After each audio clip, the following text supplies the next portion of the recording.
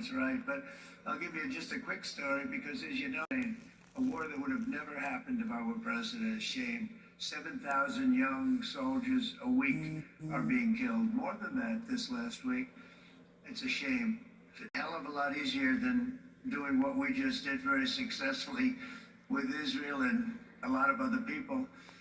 But this came first, and we'll get that one. But I set up a meeting for him to meet with President Putin, thinking it would be a 15 or a 20-minute meeting. Steve had no idea about Russia, had no idea about Putin too much, didn't know too much about politics, wasn't that interested. He was really good at real estate, but he had that quality that I was looking for, and I didn't see it around in too many ways. And I set up the meeting with Putin, and I called. I said, is Steve finished yet? That was about a half an hour into the meeting.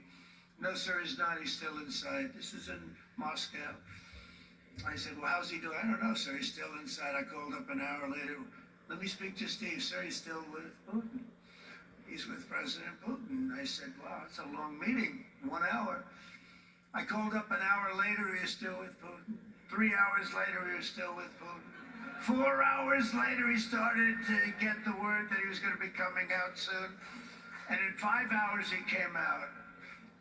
I said, what the hell were you talking about for 5 hours?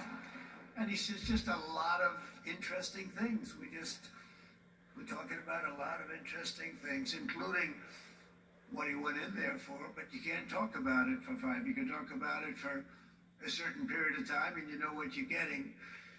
But that's a talent.